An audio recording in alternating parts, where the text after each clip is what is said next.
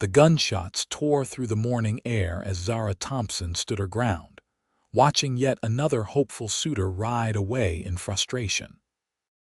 The 26-year-old woman lowered her father's old Winchester rifle and blew away the smoke curling from its barrel, her auburn hair catching fire in the early Wyoming sunlight. "That's the fourth one this month, Zara," her younger sister Olivia called from the porch of their modest homestead just outside of Medicine Bow. "You can't shoot at every man who comes calling." "I didn't shoot at him," Zara replied calmly, walking back toward the house. "I shot at the sky." "There's a difference." Medicine Bow, Wyoming in 1878 was a town perched on the brink of transformation. The railroad had brought commerce and settlers, but it had also brought men with marriage on their minds, particularly when it came to Zara Thompson, the eldest daughter of the late Jeremiah Thompson, who had left his daughters a small but viable cattle ranch upon his death 3 years prior.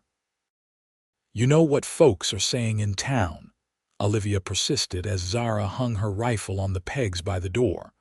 "They're calling you the Ice Queen of Medicine Bow." "Let them talk," Zara replied, pulling off her leather gloves. "I'd rather be an ice queen than some man's property." Inside their cozy cabin, the scent of fresh bread filled the air. Their housekeeper, Mrs. Winters, a widow who had worked for the family since before their mother's death 10 years ago, gave Zara a disapproving look. "Miss Thompson, your father would be mighty displeased to see you chasing away perfectly good suitors with that rifle." Zara sighed and sank into a chair at the kitchen table. "Pa taught me to use that rifle to protect what's mine. That's all I'm doing." The truth was more complicated than Zara cared to admit. Since her father's death, she'd taken on the burden of running the Rocking T Ranch with fierce determination. Her father had raised her to be independent, teaching her everything he knew about cattle and ranch management alongside her brother Thomas, who had died in the war against the Confederacy. Now, with both Thompson men gone, Zara was determined to honor their memory by keeping the ranch thriving. And that meant no husband to take control of everything she'd worked so hard to preserve. "The cattle drive leaves in 2 weeks, Zara said, changing the subject. "I need to ride into town for supplies." "Alone?" Mrs. Winters asked, her gray eyebrows rising. "After you just sent Mr. Pearson running with gunfire." "I'm not afraid of gossip, Mrs. Winters." An hour later, Zara rode her Palomino mare down Medicine Bow's Main Street. The town had grown considerably in recent years, boasting a general store, 2 saloons, a small hotel, and even a proper church. People nodded respectfully as she passed, though she caught whispers behind raised hands. At Dawson's General Store, Zara dismounted and tied her horse to the hitching post. She straightened her riding skirt and adjusted the small revolver hidden in her pocket before entering. "Miss Thompson," Mr. Dawson greeted her with a cautious smile. "What can I do for you today?" "I need supplies for the drive," she replied, handing him a list. "And please don't try to talk me out of going again this year, Mr. Dawson. My mind is made up," the storekeeper sighed. "No woman should be heading up a cattle drive, Miss Thompson. It's not proper." "Neither is poverty," she responded dryly. "And that's what we'll face if I don't get those cattle to Cheyenne." As Mr. Dawson gathered her supplies, the bell above the door jingled. Zara glanced over her shoulder to see a tall man step inside. She'd seen him around town occasionally over the past few months, but didn't know much about him. He kept to himself, rarely speaking to anyone. "Afternoon, Mr. Lawson," Dawson called out. The man Lawson nodded silently. He moved with the easy grace of someone comfortable in his own skin, though his eyes remained watchful, scanning the store briefly before settling on a shelf of supplies. Zara noted the well-worn Colt at his hip and the way he positioned himself with his back to the wall, the habits of a man who'd seen trouble. "That's Samuel Lawson," Dawson said quietly to Zara. "Bought the old Miller place about 6 months back.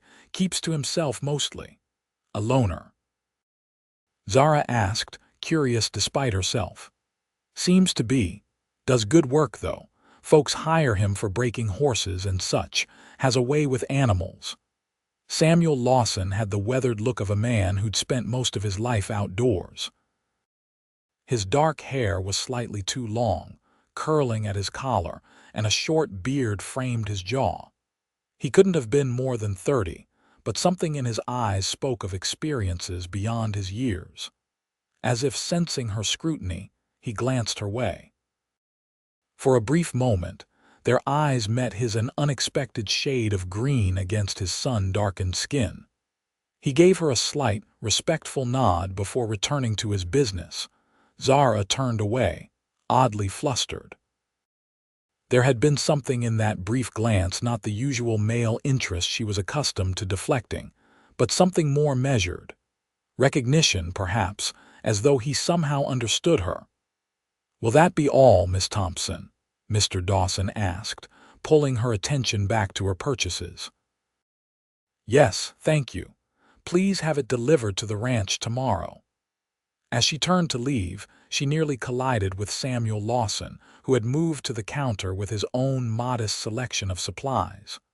"Pardon me, madam," he said, his voice low and rough as though unused to speaking. "No harm done," she replied coolly, stepping around him. Outside, Zara mounted her horse and rode slowly back through town, her thoughts lingering curiously on the quiet man with the green eyes. Unlike most men in Medicine Bow, he hadn't looked at her with either desire or calculation. That alone made him something of an anomaly, but Zara had learned long ago not to dwell on men of any sort. She had a ranch to run and a future to secure for herself and Olivia. That was all that mattered. The next morning, Zara woke before dawn as usual. She dressed quickly in her work clothes, sturdy trousers beneath a split riding skirt, a practical concession to propriety that still allowed her to ride astride. After splashing cold water on her face, she headed downstairs to start her day. Opening the front door to retrieve the morning milk, Zara stopped short. There on the porch sat a small bundle of wildflowers, tied with a simple piece of twine. No note, no explanation, just delicate purple and yellow blooms, still fresh with dew. Frowning, she picked them up, examining them closely. They were local wildflowers that grew in the meadows north of town, not store-bought or cultivated. Someone had taken the time to gather these by hand. "What is it?" Olivia asked, appearing behind her in a dressing gown, her blonde hair still tousled from sleep. "Flowers," Zara replied, still puzzled. "Someone left them." Olivia's eyes widened with delight. "A secret admirer, how romantic." "Or another suitor who's too cowardly to face my rifle," Zara said dryly, though she found herself carefully placing the flowers in a jar of water.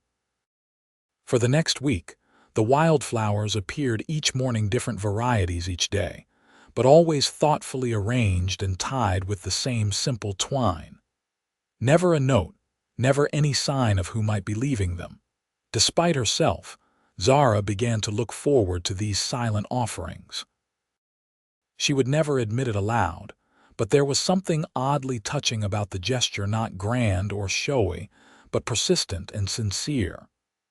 "You know," Olivia remarked over breakfast after the 8th consecutive day of flowers, "you could always stay up and see who's leaving them." "And ruin the mystery," Zara replied with uncharacteristic lightness. "Besides, I have better things to do than catch someone leaving flowers." But the truth was, she found herself growing curious, not just about the identity of her mystery admirer, but about his intentions. Every suitor who'd called on her had made grand gestures, expensive gifts, formal proposals, or promises of wealth and status. None had ever thought to simply leave wildflowers on her doorstep. On the 10th day, as Zara rode out to check the western fence line, she spotted a lone rider in the distance. Something about his posture in the saddle seemed familiar. As she drew closer, she recognized Samuel Lawson on a sturdy buckskin gelding.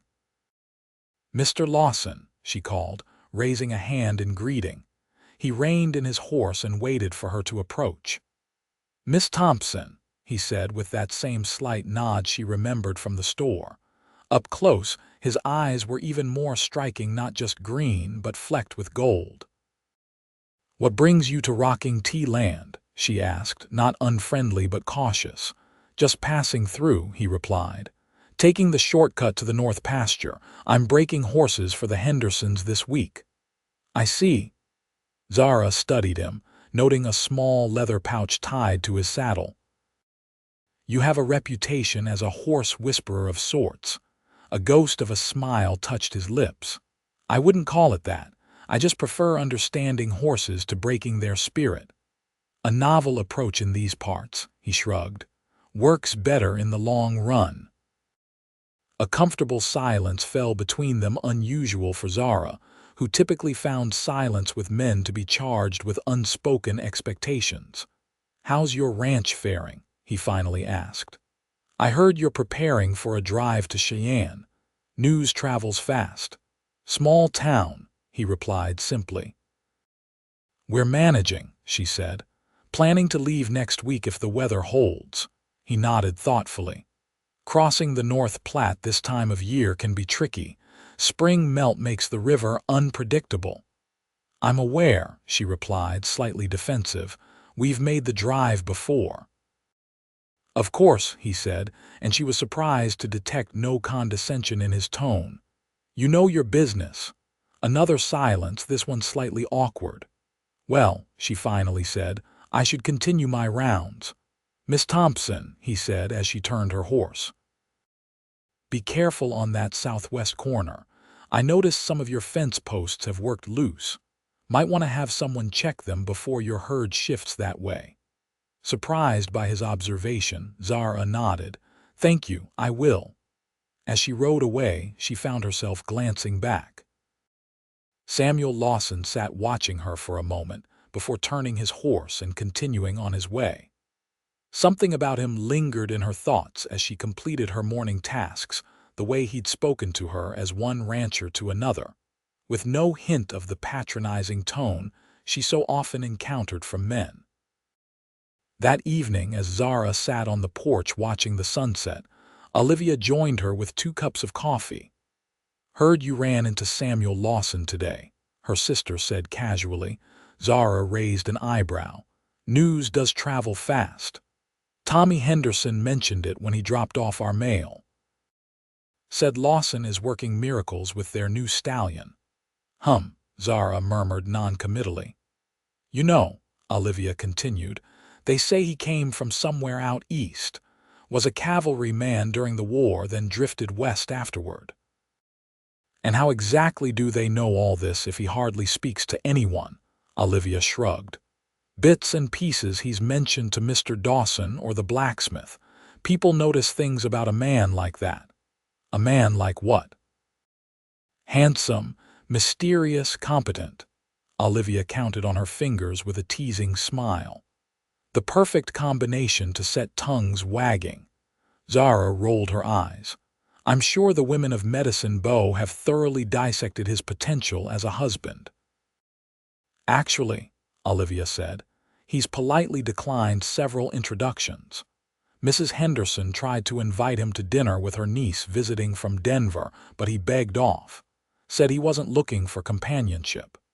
This information shouldn't have interested Zara as much as it did. She sipped her coffee to hide her reaction. "Some folks think he's running from something," Olivia continued. "A broken heart, maybe, or trouble with the law. Or maybe," Zara suggested, "he simply values his privacy. Not everyone wants their business spread across town." "True enough," Olivia conceded. "Still, you have to admit there's something intriguing about him." I don't have to admit anything of the sort, Zara replied primly, though the image of his quiet, steady gaze rose unbidden in her mind. The next morning, the wildflowers were there again, this time prairie roses mixed with delicate white blossoms she couldn't name. Zara found herself smiling as she gathered them up, wondering about the person who continued this daily ritual without any apparent expectation of acknowledgement. Later that day, while in town ordering additional supplies for the cattle drive, Zara encountered Samuel again. He was exiting the blacksmith shop as she walked past, and they nearly collided for the second time. "We must stop meeting this way, Miss Thompson," he said, the hint of a smile softening his usually serious expression. "Perhaps you should watch where you're going, Mr. Lawson," she replied, though without her usual sharpness. "Fair point." He fell into step beside her, shortening his stride to match hers. "Headed to Dawson's," she nodded. "Last-minute supplies for the drive. Mind if I walk with you? I'm headed that way myself." It was a simple courtesy, but Zara found herself appreciative of the fact that he'd asked rather than assumed. Not at all. As they walked, she became acutely aware of the glances from townsfolk, some curious, others disapproving. Medicine Bow wasn't accustomed to seeing Zara Thompson willingly in male company. "People are staring," she murmured. "Let them," he replied simply. "Small towns need their entertainment." His casual dismissal of the gossip made her smile despite herself. "You don't care much what others think, do you? Not particularly, do you?" It was a direct question that caught her off guard. "I try not to," she admitted, "though it's not always easy when running a business that depends on local goodwill." He nodded, understanding. "That's the catch, isn't it? Independence requires a certain amount of interdependence." The observation was surprisingly insightful. "Exactly," she said, glancing at him with new appreciation. "Most people don't understand that distinction."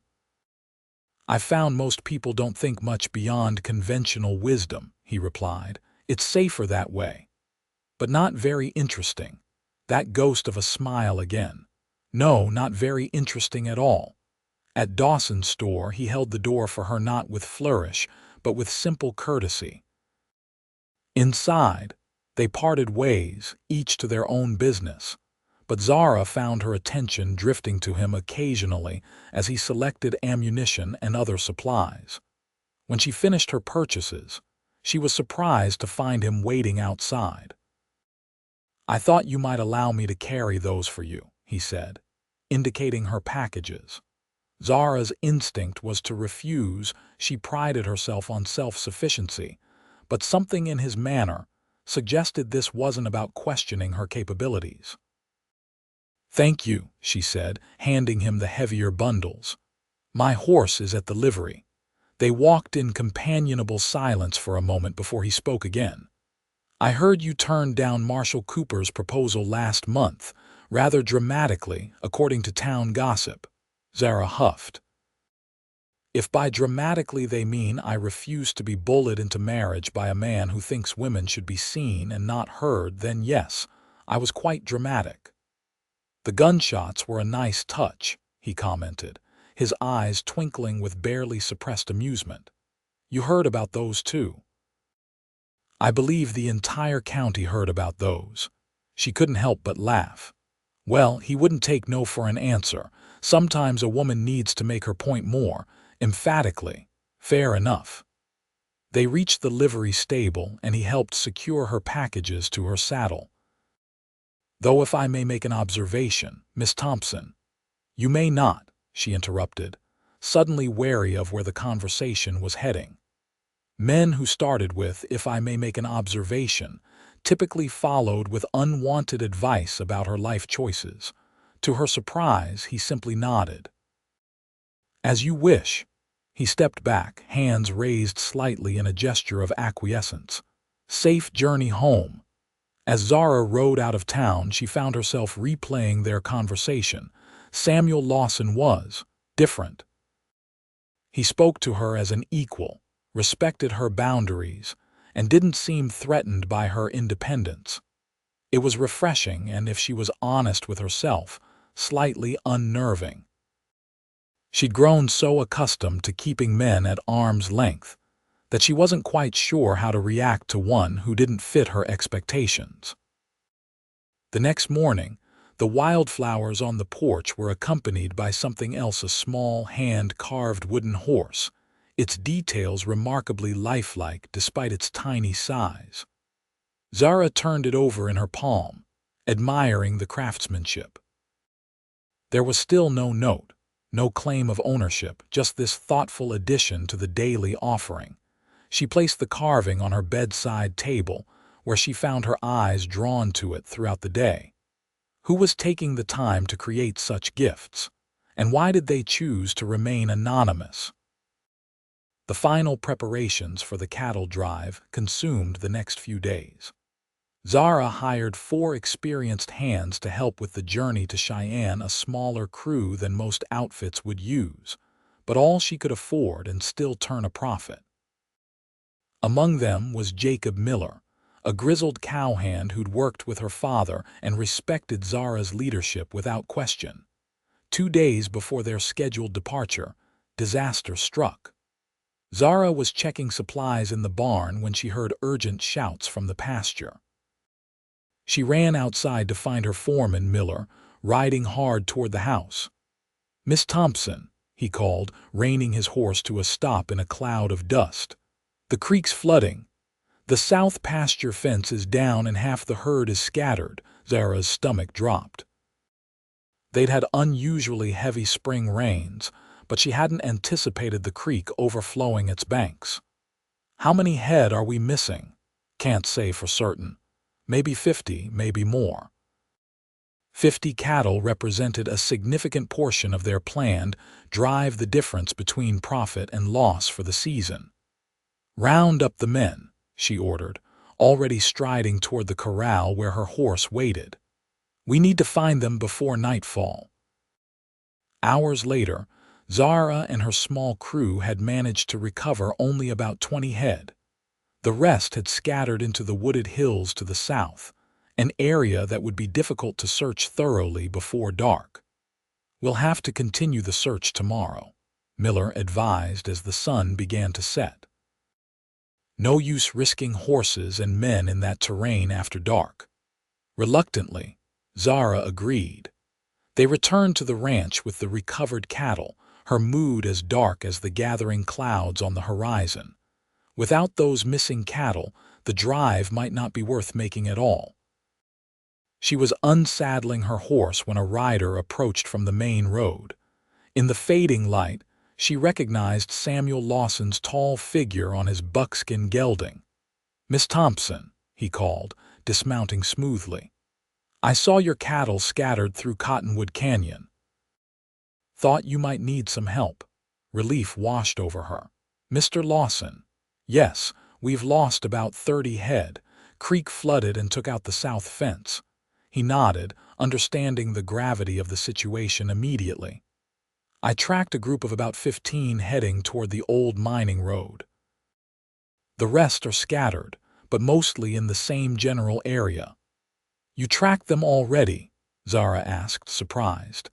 "I was hunting in those hills when I spotted them. Figured they had to be yours, no other brand in these parts." "We were about to suspend the search until morning," Miller said, joining them. "Too dangerous in those hills after dark." Samuel glanced at the sky. "We've got maybe an hour of light left. I know those hills well enough." "If you're willing, Miss Thompson, I could help you recover at least the main group tonight." Zara hesitated only briefly. The cattle represented her livelihood, and Samuel clearly knew the terrain. "I'm willing," she decided. "Miller, you and the men get some rest.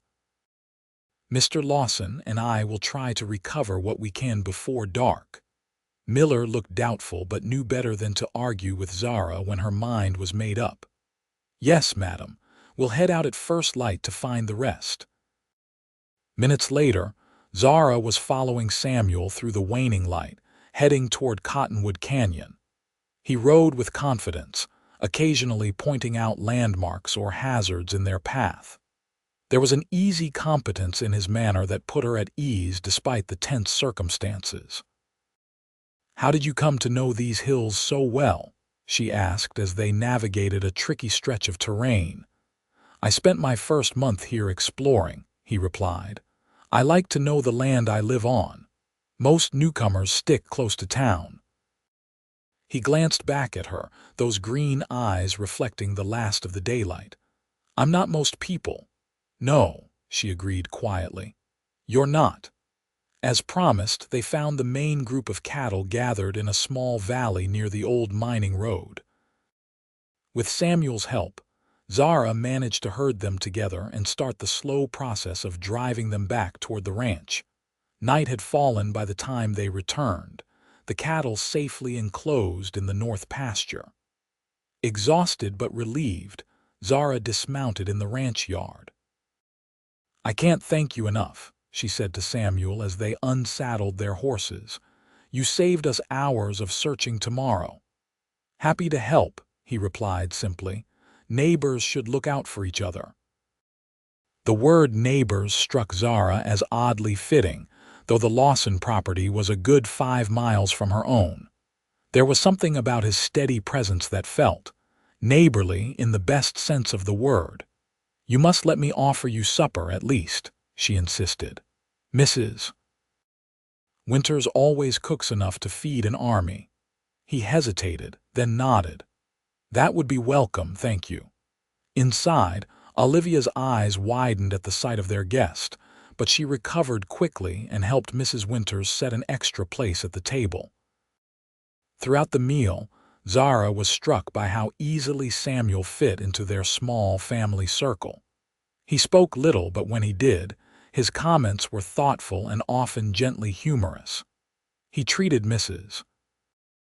Winters with the same respect he showed Zara and Olivia, and listened to their housekeeper's stories of early medicine bow with genuine interest. After supper, Zara walked him to the porch. The night was clear, stars scattered like diamond dust across the Wyoming sky. "Thank you again," she said. "For the cattle and for the pleasant company." He nodded, his expression softening in the lantern light. "The pleasure was mine, Miss Thompson." A moment of silence stretched between them, not awkward, but weighted with something Zara couldn't quite name. "The Wildflowers," she said suddenly, the words emerging before she'd fully formed the thought. "Are they from you?"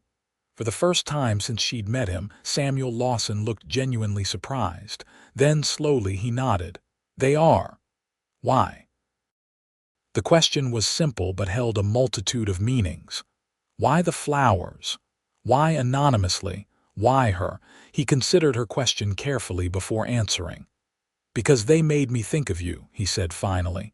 "Beautiful, resilient, thriving where others might not." The answer caught her off guard with its simple honesty. "And the wooden horse, a small token, I carved to pass the evenings." "But why not tell me they were from you?" He looked away briefly, gathering his thoughts. "I didn't want to be another suitor demanding your attention or response." The flowers were a gift freely given, with no expectation of return. The concept was so foreign to Zara's experience that she struggled to process it. Every gift she'd ever received from a man had come with strings attached, expectations, demands, unspoken contracts. "I don't understand," she admitted. Samuel met her gaze directly. "You've made it clear you value your independence, Miss Thompson. I respect that. The flowers were simply my way of acknowledging your spirit." He paused. "If they've caused offense—" "No," she interrupted quickly. "No offense. Quite the opposite. I've looked forward to them each morning." The admission felt more vulnerable than she'd intended, but the small smile it brought to his face made her glad she'd spoken honestly. "Then I'm glad," he said softly. He took a step back, breaking the moment. "I should let you rest. Dawn comes early. Will you help us search for the rest of the cattle tomorrow?" She found herself asking. "If you'd like," he replied. "I'll be here at first light." After he'd gone, Zara remained on the porch for a long while, watching the stars and wondering at the strange fluttering sensation in her chest, something she hadn't felt in years, if ever. Samuel Lawson had managed in a few brief encounters to challenge everything she thought she knew about men and their intentions. True to his word, Samuel arrived as the first blush of dawn colored the eastern sky. With his help, Zara and her men located the remaining cattle by midday. His knowledge of the terrain proved invaluable, as did his calm approach with the skittish animals. Working alongside him, Zara observed how the ranch hands responded to his quiet authority not through intimidation or force of personality, but through competence and respect. Even Miller, who typically regarded newcomers with suspicion, seemed to accept Samuel's presence without question. "Your Mr. Lawson knows his way around cattle," Miller commented to Zara as they drove the last of the strays back toward the ranch. "He's not my Mr. Lawson," she corrected automatically, though the phrase stirred something unexpected within her. Miller just grunted knowingly, which Zara chose to ignore. The fence repairs took the remainder of the day, with Samuel staying to help despite Zara's insistence that he'd already done more than enough. As they worked side by side, she found herself growing increasingly comfortable in his presence. Unlike most men she knew, he didn't feel the need to fill silence with needless chatter or to prove his expertise at every turn. When he did speak, his words carried weight. "You're good at this," he observed as she skillfully secured a section of fence wire. "Pa taught me young," she replied. Said a Thompson should know every aspect of running the ranch, man's work or not. Samuel nodded approvingly.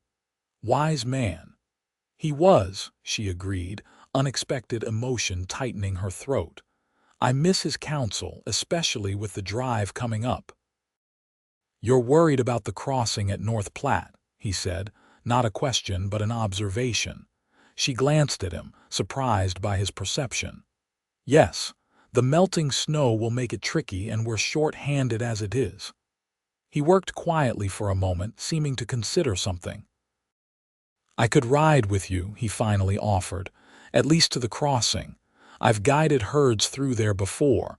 Zara straightened, studying him. "Why would you do that? You hardly know me." "I know enough," he said simply. "I know you're determined to keep this ranch going against considerable odds.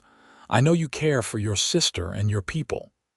He paused, meeting her gaze steadily. "And I know what it's like to face a challenge alone when help would make the difference." There was something in his voice that spoke of personal experience, a depth of understanding that went beyond mere sympathy. Zara found herself wanting to know more about this quiet man who seemed to see her so clearly. "I can't afford to hire another hand for the drive," she admitted reluctantly. "I'm not asking for payment." "Everyone wants payment of some kind, Mr. Lawson." His eyes held hers for a long moment. "Let's just say I have my reasons for wanting to see you succeed, Miss Thompson." The evening before the cattle drive was set to begin, Zara found herself unusually restless. The ranch was bustling with last-minute preparations, but her thoughts kept drifting to Samuel. He'd been true to his word about the wildflowers, which continued to appear each morning. The simple gesture had become a source of unexpected joy in her daily routine. After dinner, she escaped to the porch swing, seeking a moment of quiet before the challenges that lay ahead. The spring evening was mild, the air fragrant with sage and pine. In the distance, she could hear the occasional low of cattle in the holding pen, ready for tomorrow's journey. The sound of approaching hoofbeats drew her attention. A rider emerged from the gathering darkness. Samuel, his silhouette unmistakable even in the dim light. "Evening, Miss Thompson," he called softly as he dismounted. "Hope I'm not intruding." "Not at all," she replied, strangely glad to see him. "Is everything all right?" "Just fine." He climbed the porch steps, holding something wrapped in oilcloth. "I brought you something for the drive." Curious, Zara accepted the package. Unwrapping it carefully, she revealed a beautifully crafted leather map case. "Open it," he encouraged. Inside was a detailed map of the territory between Medicine Bow and Cheyenne, with the trail clearly marked. Notes in a neat hand indicated water sources, potential hazards, and alternate routes. "Samuel," she breathed, forgetting formality in her surprise. "This is incredible." "Did you draw this yourself?" He nodded, seeming pleased by her reaction. "Been working on it the past few nights. Thought it might be useful." "It's more than useful. It's—" She struggled to find words adequate to express her appreciation. "Thank you." He shrugged slightly, uncomfortable with her gratitude. "May I?" he asked, gesturing to the space beside her on the swing. "Please." She moved over to make room, acutely aware of his presence as he sat beside her. Together they reviewed the map, his shoulder occasionally brushing hers as he pointed out features of the trail. The casual contact sent a warmth through Zara that had nothing to do with the mild spring air. "You know," she said after a while, "you never told me how you learned to track and navigate so well." Samuel was quiet for a moment, and Zara wondered if she'd overstepped. Finally, he spoke, his voice low. "I was a scout during the war. Cavalry mostly, but sometimes I worked independently, mapping routes for troop movements." "That explains your skill with maps," she observed, "but not your way with animals." A small smile touched his lips. "That I learned from my grandfather. He raised horses in Virginia before the war. Had a way of reading them that seemed like magic to most folks, but was really just patience and respect." "And after the war, how did you end up in Wyoming?" His expression grew distant. "I drifted for a while. Couldn't settle back into Virginia life, too much had changed. Worked as a guide, a rancher, whatever kept me moving." He paused. "Until I reached Medicine Bow and something told me to stay." The simple admission held depths Zara sensed but couldn't fully comprehend. "And now you're helping a stubborn woman drive cattle to Cheyenne," she said, trying to lighten the moment. His smile returned, warming his eyes. "Now I'm helping a determined rancher get her cattle to market," he corrected gently. "There's a difference." The distinction wasn't lost on Zara. He saw her not as a woman playing at a man's job, but as a rancher in her own right. The respect in his voice touched something deep within her. "Why did you start leaving the Wildflowers?" she asked suddenly. Samuel looked away, watching the fireflies beginning to dance in the yard.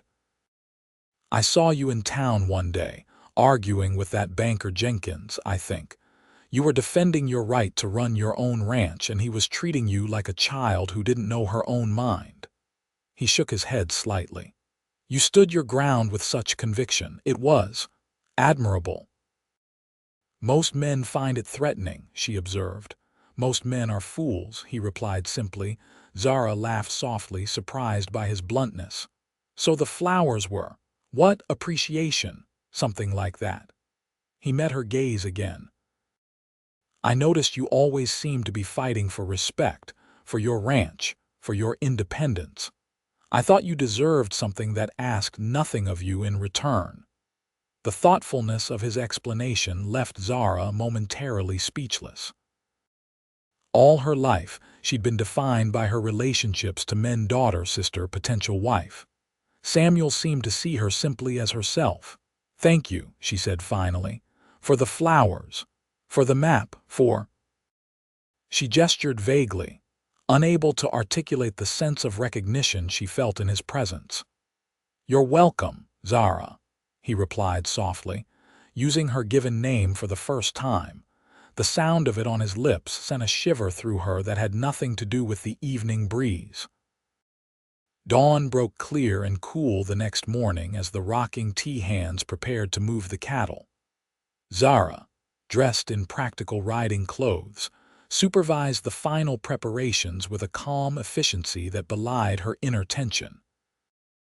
This drive represented everything: the ranch's financial security, her ability to maintain her independence, Olivia's future. Samuel arrived as promised, mounted on his buckskin and leading a sturdy pack horse loaded with supplies. He exchanged brief greetings with the other hands before approaching Zara. "Ready?" he asked simply. She nodded, appreciating his lack of last-minute advice or concern for her capabilities. "Ready." With a final farewell to Olivia and Mrs. Winters, who would manage the ranch in her absence, Zara gave the signal to move out. The cattle lurched forward, beginning the long journey that would take them across nearly 100 miles of Wyoming territory. The first day passed without incident, the herd moving at a steady pace across the rolling grasslands. Zara rode flank with Miller, while Samuel scouted ahead, occasionally returning to report on trail conditions or potential water sources. As they made camp that evening, Zara found herself watching Samuel as he tended his horse with meticulous care. There was something soothing about his methodical movements, the quiet competence with which he approached every task. Over the campfire that night, the hands shared stories and coffee as the stars emerged overhead. Samuel sat slightly apart, listening more than speaking, but clearly comfortable in the group's company. Occasionally, Zara caught his eye across the flames, the brief connection sending an inexplicable warmth through her that had nothing to do with the fire. "Mr. Lawson," called one of the younger hands, a wiry fellow named Pete. "They say you was in the war. That true?" Samuel nodded, his expression neutral. "I was. You fight at Gettysburg?" another man asked. "Among other places," Samuel replied, his tone discouraging further questions. Miller, sensing Samuel's reluctance, deftly changed the subject. "Miss Thompson, what price you hoping to get in Cheyenne?" As the conversation shifted to cattle prices and market conditions, Zara noticed Samuel's quiet gratitude. Later, as the men settled into their bedrolls and she prepared to take the first watch, he approached her. "You've got good men," he observed, nodding toward the sleeping cowhands. "Pa chose them well," she agreed. "Miller's been with us since I was a girl." "He respects you," Samuel said. "They all do, that's rare." "I earned it," she replied without false modesty. "Same as any man would have to," he smiled slightly. "I have no doubt." He glanced up at the vast sweep of stars overhead. "I'll take second watch. You should get some rest." "I can handle my share of the watches, Mr. Lawson," she said, a hint of her usual sharpness returning. His smile widened. "I never suggested otherwise, Miss Thompson. But even the most capable rancher needs sleep." The gentle teasing in his voice caught her off guard, and she found herself smiling in return. "Very well.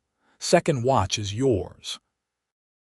Later, wrapped in her bedroll near the fire, Zara found herself strangely aware of Samuel sitting vigilant at the edge of camp. His silhouette against the starlit sky was somehow reassuring, not because she needed protection, but because she sensed in him a kindred spirit. Someone who understood solitude without being defeated by it. The next few days established a rhythm to their journey. The cattle moved steadily, guided by experienced hands who anticipated problems before they developed. Samuel proved invaluable, his knowledge of the terrain helping them navigate around a rockslide that would have cost them precious time, and finding water when an expected creek turned out to be dry. Zara found herself increasingly drawn to his company during the quiet moments of the drive. Unlike the other men, who still maintained a certain deference despite their respect, Samuel treated her as a true equal, challenging her when he disagreed with a decision, but supporting her authority without question in front of the men. On the fourth evening, as they made camp along a small tributary of the North Platte, Zara found Samuel sitting alone by the water's edge, whittling what appeared to be another small wooden animal. "May I join you?" she asked, approaching quietly. He looked up, surprise giving way to pleasure as he recognized her. Of course. She settled beside him on a fallen log, watching his hands as they deftly shaped the wood. "What are you making?" "A wolf," he replied, turning the small carving so she could see the emerging shape. "Saw tracks near the creek this morning." "It's beautiful," she said, genuinely impressed by the detail emerging from the simple piece of pine. "You have a gift," he shrugged slightly. "Helps me think. My grandfather taught me, same as he taught me about horses. He must have been quite a man." "He was." Samuel's expression softened with memory. "Raised me after my parents died of fever when I was 8, taught me everything worth knowing. Including how to respect headstrong women," she asked, a teasing note entering her voice. His eyes met hers, unexpectedly serious. "That came naturally. Hard not to respect someone who knows their own mind and stands by their convictions." The simple statement touched Zara deeply. All her life, her determination had been viewed as a flaw, something to be corrected or endured. Samuel's quiet appreciation of that very quality felt like a revelation. "Most men find my independence challenging," she said carefully. "Most men are threatened by what they don't understand." He continued working the small piece of wood, his hands steady and sure. "A woman who doesn't need them upsets their view of how the world should work." "And you, are you not threatened?" He considered the question thoughtfully. "I believe people are at their best when they're free to be who they truly are." He glanced at her. "Your strength doesn't diminish mine, Zara. If anything, it's what draws me to you." The admission hung in the air between them, honest and unadorned. Zara felt her heart quicken at his words and the implication behind them. "I've spent years keeping men at arm's length," she said finally. "It became a habit, a way to protect what matters to me, the ranch. Yes, and my freedom." She looked out over the water, gathering her thoughts. "Every suitor who came calling saw the ranch first and me second, if at all. They wanted the land, the cattle, the respectability of a ready-made home. None of them wanted a wife with opinions and capabilities of her own." Samuel was quiet for a moment, his hands stilling on the carving. "What do you want, Zara?" he asked finally. "Beyond keeping the ranch and your independence." The question caught her off guard. She'd spent so long defining herself by what she didn't want: a controlling husband, the loss of her identity, that she'd rarely considered what she might actually desire from a relationship. "I want," she began hesitantly. "I want someone who sees me as I am, who values my strength instead of trying to diminish it." She met his gaze directly. "I want a partner, not a master." His eyes held hers, understanding dawning in their depths. "That seems reasonable enough." "Does it?" she asked with a small, sad smile. "I've yet to meet a man who thought so. Until perhaps now." The admission cost her something, a piece of the armor she'd worn for so long. But Samuel's quiet presence made the vulnerability feel less like weakness and more like possibility. He set aside his carving and turned to face her fully. "Zara," he said softly, "I have no interest in mastering anyone, least of all you. What I admire most about you is precisely what others have tried to change." The sincerity in his voice resonated through her, breaking down barriers she hadn't even realized she still maintained. For the first time in years, perhaps ever, Zara felt truly seen. Before she could respond, Miller's voice called from the camp. "Miss Thompson, rider coming in." The moment broken, they both rose and returned to camp, where a lone horseman was approaching at a trot. As he drew closer, Zara recognized him as one of the young men who occasionally carried messages between Medicine Bow and the surrounding ranches. "Miss Thompson," the rider called, reining in his horse. "Got a message from town. Your sister sent me to find you." Alarm shot through Zara. "Is Olivia all right?" "Yes, madam, she's fine. But there's been trouble." That banker, Jenkins, he's filed papers claiming your father's loan wasn't properly settled. Says the bank has rights to the rocking tea if you can't pay the outstanding balance by the end of the month. Zara felt the blood drain from her face. That's impossible.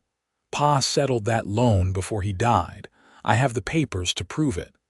Miss Olivia said the same, madam, but Jenkins claims there was a second note your pa signed that wasn't included in the settlement. Anger replaced shock as the implications became clear. He's lying, Zara said flatly. This is just another attempt to force my hand. He's been trying to get control of our water rights for years. Samuel stepped forward. What's the claimed amount? The messenger looked uncomfortable. $500, sir. Zara's heart sank.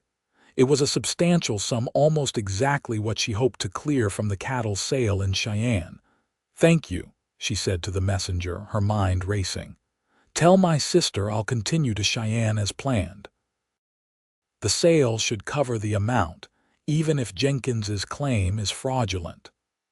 After the messenger departed with provisions for his return journey, Zara walked away from camp, needing space to process this new challenge. She wasn't surprised when Samuel followed her. Jenkins is lying, she said without preamble. My father was meticulous about his debts. He would never have left an outstanding loan. I believe you, Samuel replied, but belief won't stop a corrupt banker with the law on his side. No, she agreed grimly. Only money will do that. The timing is suspicious, he observed. Filing the claim while you're away from the ranch, setting the deadline just after your expected return from Cheyenne. Jenkins has always been calculating. Zara paced, her frustration building. He's wanted our land ever since the railroad announced plans to expand the Medicine Bow station. Our water rights would make his property much more valuable for development. Samuel watched her thoughtfully. If the claim is false, there must be evidence. Records in the bank, perhaps, or witnesses to your father's settlement of the original loan. The bank's records conveniently burned in that fire last year, Zara reminded him.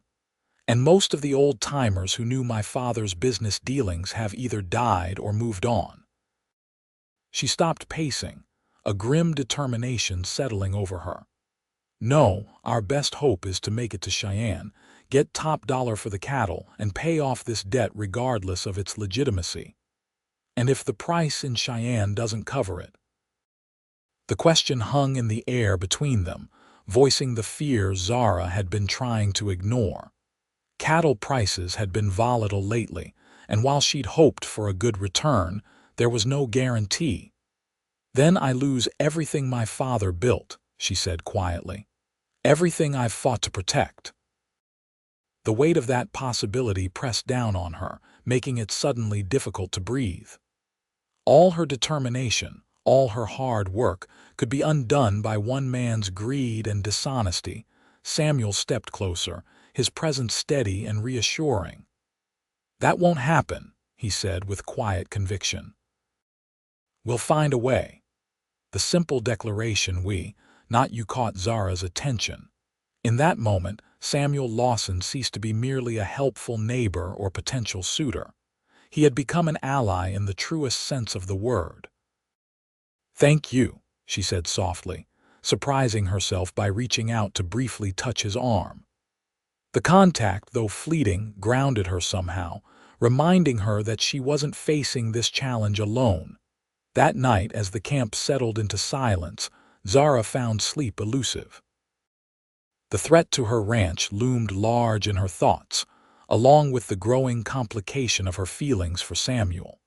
She had spent years defining herself by her independence, yet now found comfort in the idea of having someone stand beside her, not to take control, but to share the burden. The irony wasn't lost on her. After turning away every suitor in Medicine Bow, she was developing feelings for a man who had never actually courted her in any traditional sense.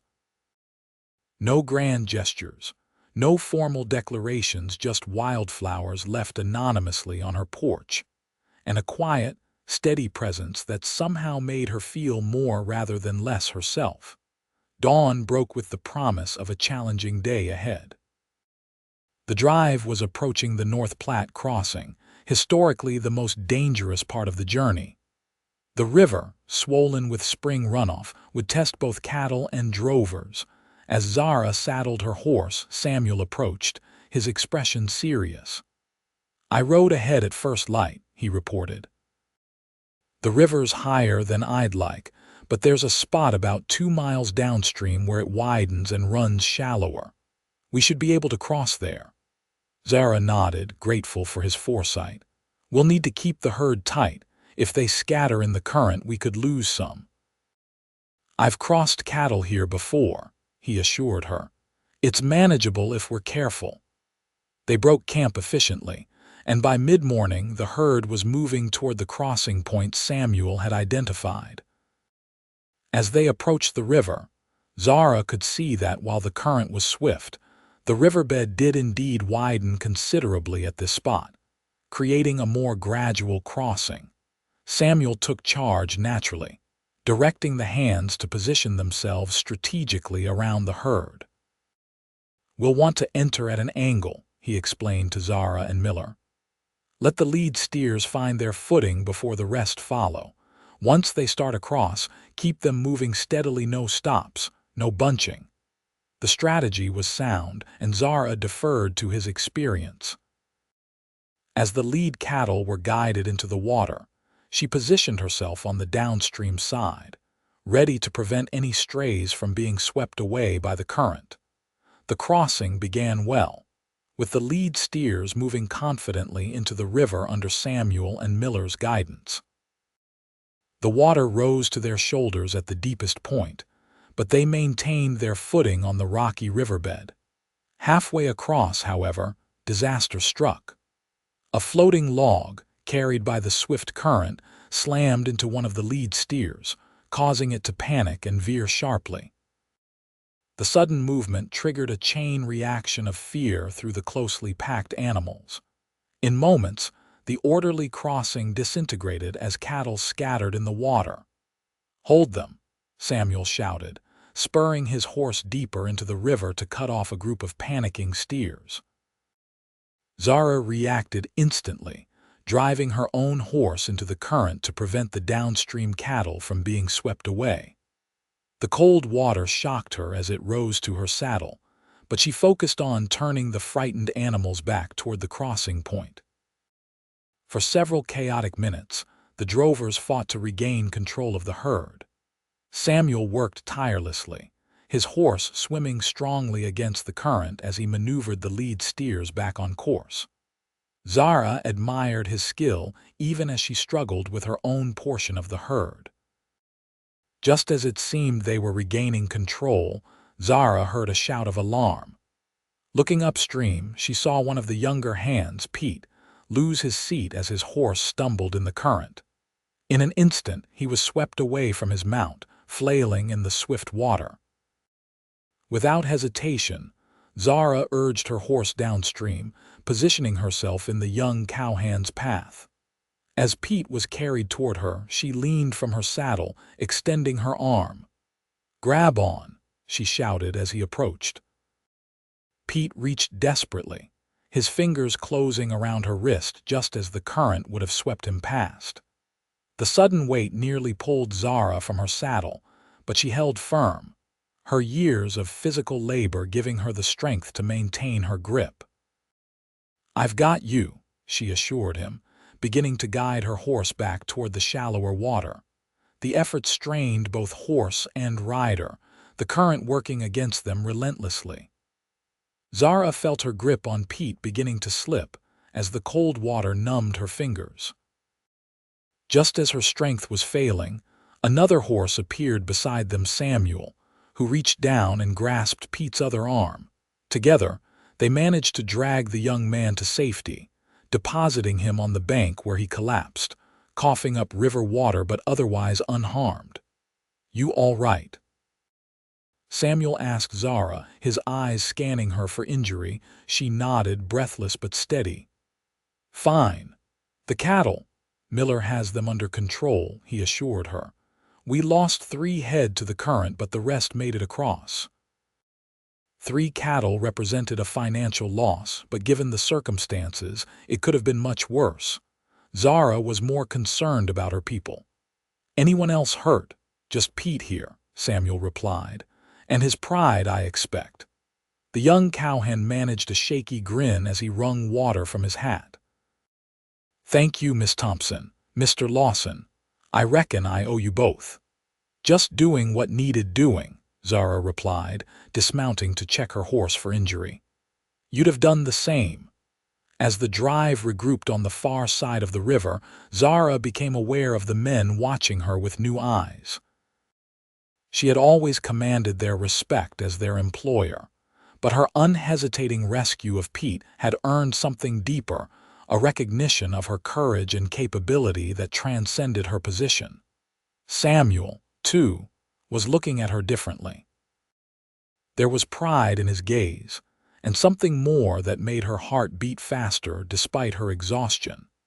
That evening, as they made camp on a rise overlooking the plains that stretched toward Cheyenne, Zara found a moment of solitude to collect her thoughts. The day's events had shaken her more than she cared to admit, not just the dangerous river crossing, but the growing certainty that her feelings for Samuel Lawson had developed into something she could no longer ignore. Mind some company. His voice came quietly from behind her. She turned to find him standing a respectful distance away, holding 2 steaming cups of coffee. Please, she said, accepting one of the cups gratefully. He settled beside her on a fallen log, his shoulder not quite touching hers. For a while they sat in comfortable silence, watching as the sun painted the western sky in shades of gold and crimson. That was brave, what you did today, he said finally. Foolhardy, perhaps, but brave. She raised an eyebrow. Foolhardy, going after Pete alone, he clarified. The current was strong enough to sweep away a full-grown steer. It could have taken you just as easily. I didn't think about it, she admitted. I just saw him in trouble and reacted. Samuel nodded, understanding. That's the mark of true courage. Acting without calculation when someone needs help. You did the same, she pointed out, coming after both of us. A small smile touched his lips. Perhaps we're both foolhardy then. The observation drew a laugh from Zara, releasing some of the tension she'd been carrying since the river crossing. Perhaps we are. As their laughter faded, a different kind of tension settled between them, not uncomfortable, but charged with possibility. Samuel, she began hesitantly. Why did you really offer to come on this drive? The truth, please. He looked at her directly, his green eyes reflecting the last of the daylight. Because I care what happens to you, he said simply. To your ranch, your future. Why? She pressed. We barely knew each other when you offered. He considered the question thoughtfully. Do you believe in knowing something without being able to explain how you know it? The question surprised her. I'm not sure. Maybe. When I first saw you in town, he continued, arguing with that banker, standing your ground despite everyone watching, something in me recognized something in you. He paused, searching for words. It was like finding an answer to a question I hadn't known I was asking. The raw honesty in his voice touched Zara deeply. There was no artifice in Samuel Lawson, no calculation or pretense, just a straightforward integrity that resonated with her own nature. I've felt it too, she admitted quietly. This recognition. As if we're somehow kindred, despite our different paths. He nodded slowly. That's as good a way of putting it as any. But what does it mean? She asked, voicing the question that had been circling in her mind for days. Where does it lead? Samuel set his coffee cup aside, turning to face her more fully. I can't speak for you, Zara, but for me, it means I've found someone I want to know better, someone whose courage and determination I admire beyond measure. His voice softened. Someone whose happiness matters to me more than I would have thought possible a few months ago. The simple declaration hung in the air between them, honest and unembellished. No flowery proposals or grand promises, just the truth of his feelings, offered without expectation. "I've turned away every suitor in Medicine Bow," Zara said after a moment. "I convinced myself it was because they only wanted the ranch, not me, but the truth is more complicated." She looked down at her hands, strong and capable from years of work. "I was afraid. Afraid of losing myself, my independence, everything I've fought for." "And now?" Samuel asked gently. She met his gaze, finding courage in his steady presence. "Now I'm beginning to wonder if the right partner might not diminish me at all, but rather—" She searched for the right words. "Make me more completely myself." The smile that spread across Samuel's face was like sunrise breaking over the plains, gradual, warm, illuminating. Without speaking, he reached out slowly, giving her time to withdraw if she wished. When she didn't, his hand closed gently over hers. The simple contact sent awareness cascading through Zara, not just of Samuel, but of herself, of possibilities she had long denied herself in the name of independence. "I don't know what happens next," she confessed. "This is unfamiliar territory for me." "For me as well," he admitted. "I've spent years keeping to myself, convinced that solitude was safer than connection." His thumb traced a gentle pattern across her knuckles. "But some risks, it seems, are worth taking." In that moment, with the vast Wyoming sky spreading above them and the warmth of his hand on hers, Zara Thompson, who had refused every suitor in Medicine Bow, found herself opening to the possibility of a different kind of future than the one she had imagined for herself. Not a surrender of her independence, but a sharing of her journey with someone who valued her strength rather than seeking to diminish it. "Yes," she said softly, "some risks are indeed worth taking." As twilight deepened around them, they remained side by side, watching the first stars emerge in the darkening sky, two solitary souls finding, perhaps for the first time, that the right company could make solitude not a refuge, but a choice freely relinquished. The remainder of the journey to Cheyenne passed without major incident. The drive moved steadily across the rolling plains, the cattle maintaining a good pace now that the most dangerous obstacle was behind them. Zara found herself riding more often at Samuel's side, their conversations ranging from practical matters of the trail to deeper exchanges about their pasts and hopes for the future. She learned that he had been born in the Shenandoah Valley of Virginia, the only child of a small-scale horse breeder. After his parents' death, his grandfather had raised him with a blend of practical wisdom and quiet philosophy that had shaped Samuel's view of the world. The war had taken him away at 19, and by the time he returned 4 years later, his grandfather too was gone, the family farm sold to pay debts. "So I drifted," he told her as they rode point one afternoon. "Worked ranches from Texas to Montana, guided hunting parties, broke horses, whatever kept me moving." "Until Medicine Bow," she observed. He nodded, his eyes scanning the horizon habitually. "Until Medicine Bow." "What made you stay?" she asked, curious about the turn his life had taken. He considered the question thoughtfully. "Hard to say exactly. Something about the country spoke to me, the openness of it, perhaps, the sense of possibility." He glanced at her, a small smile touching his lips. "And then there was this stubborn rancher who caught my attention."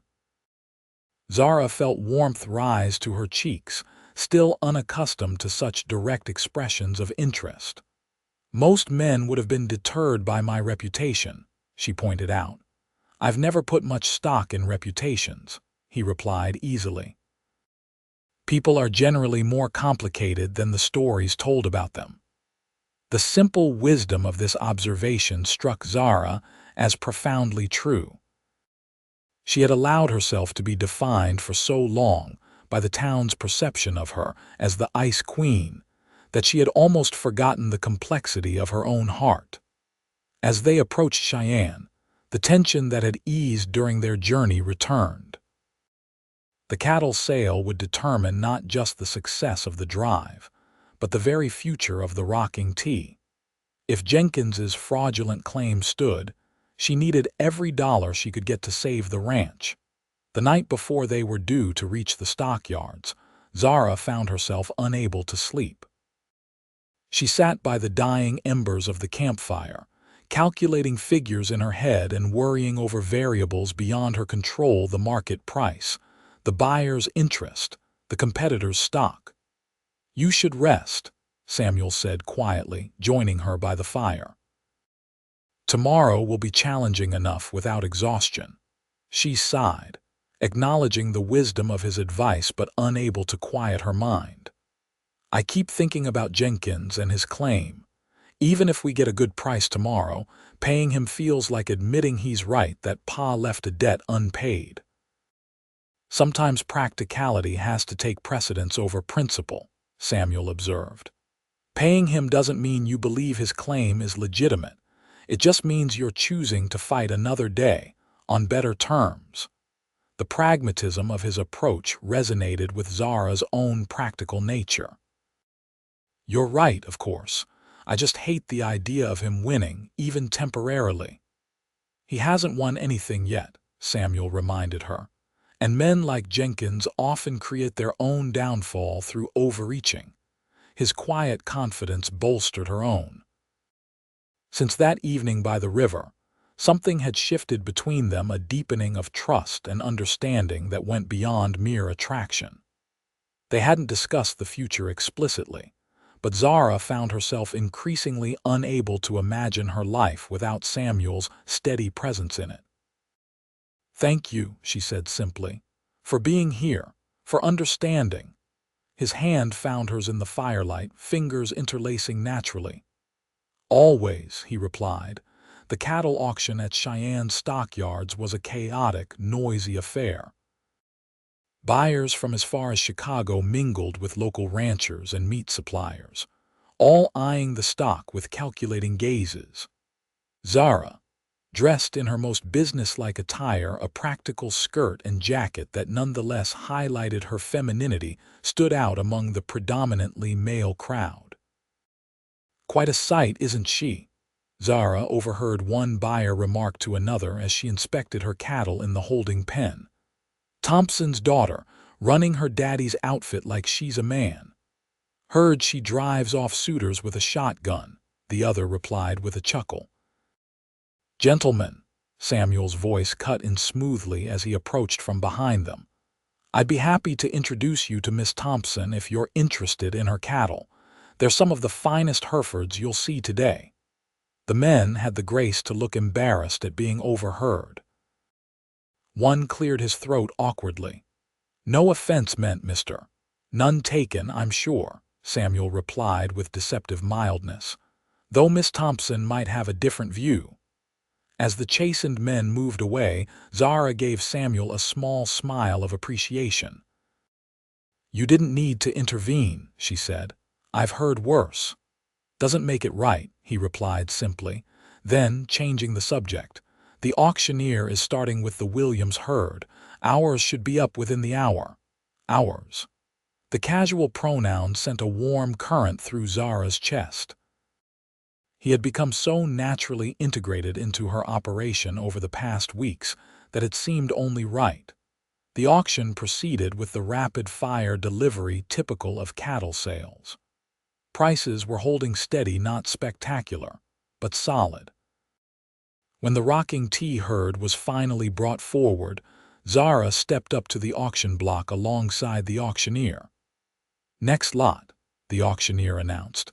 67 head of prime Hereford beef cattle from the Rocking T Ranch of Medicine Bow. Owner raised, grass-fed, and healthy as they come. Who will start the bidding at $20 a head? The bidding began slowly but picked up as buyers recognized the quality of the stock. Zara stood calmly, her expression betraying none of the anxiety she felt as the price climbed incrementally. $22, $24, $26.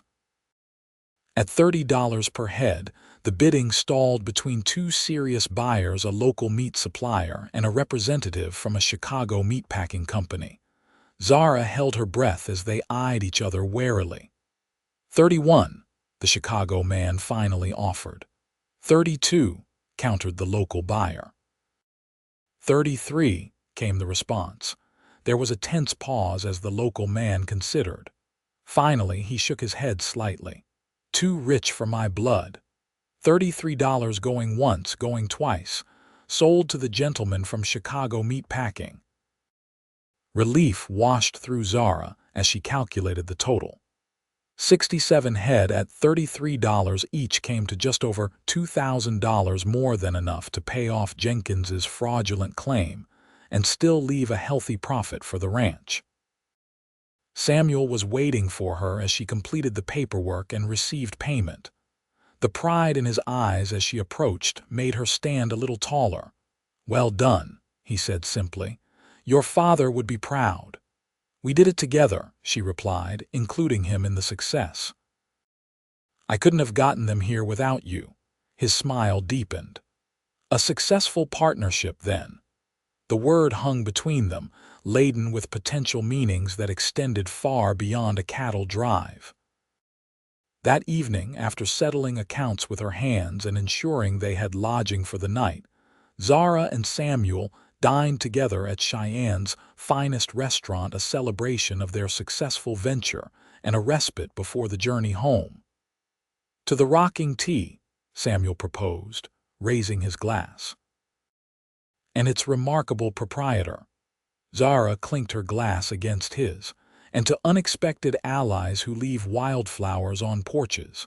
His eyes crinkled with pleasure at the reference. "Not so unexpected, perhaps. Some things are meant to be if one believes in such notions." "And do you?" she asked, curious about this philosophical side of him. "Believe in things meant to be?" He considered the question with his customary thoughtfulness. "I believe life offers us moments of choice, crossroads where we can either embrace possibility or retreat to the familiar." His eyes held hers. "What happens after we choose? That's where fate comes in, if it exists at all." "And what choice are you contemplating now, Samuel Lawson?" Zara asked softly, her heart beating faster despite her outward composure. He reached across the table, his hand covering hers in a gesture that had become increasingly natural between them. "I'm considering whether a solitary man who spent years avoiding attachments might find greater freedom in connection than in continued independence." His thumb traced a gentle pattern across her knuckles. "What about you, Zara Thompson?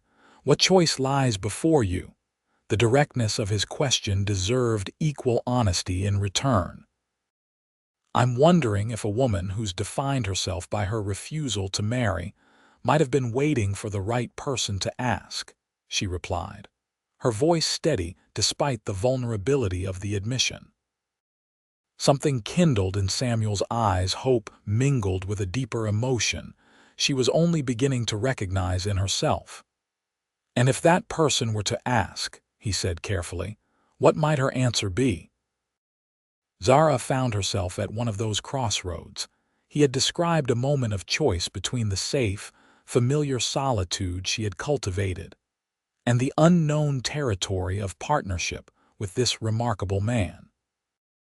"I think," she said slowly, her answer would depend on whether the question implied a true partnership or a traditional marriage. "And if it were the former," he pressed gently, "a partnership in every sense, equal in decision, in respect, in shared purpose." The vision his words conjured was unexpectedly appealing, not a diminishment of her independence, but an enrichment of it through shared strength and mutual support. "Then," she replied, her voice softening, I believe her answer might surprise even herself. Samuel's smile was like sunrise breaking over the plains. Then perhaps, when we've settled this business with Jenkins and secured the ranch's future, I might formally ask that question. Perhaps you might, she agreed, returning his smile. And perhaps you'll find that wildflowers on a porch have already begun to thaw the ice queen of Medicine Bow. The journey back to Medicine Bow was undertaken with lighter hearts and higher spirits than the outward trip had been. With the successful sale behind them and the future of the ranch more secure, Zara and Samuel allowed themselves to enjoy the vast beauty of the Wyoming landscape and the growing comfort of each other's company. They traveled with just two hands, Miller and young Pete, who had insisted on accompanying them despite his misadventure at the river crossing. The smaller party made for easier travel, and they made good time across the rolling plains. "What will you do about Jenkins when we return?" Samuel asked as they made camp on the third evening of their journey home. Zara's expression hardened slightly at the mention of the banker's name.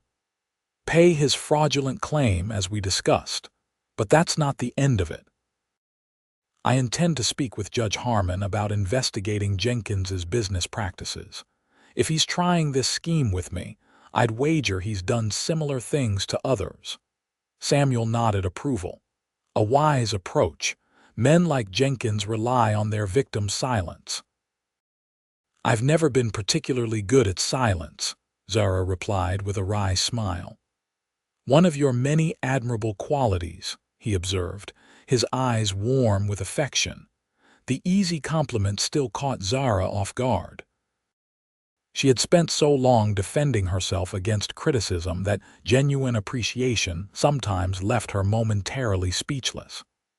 Samuel seemed to understand this, never pushing for a response, simply letting his words stand as truth as he saw it. As they neared Medicine Bow, Zara found herself increasingly preoccupied with thoughts of the future, not just the immediate challenge of Jenkins, but the longer arc of her life.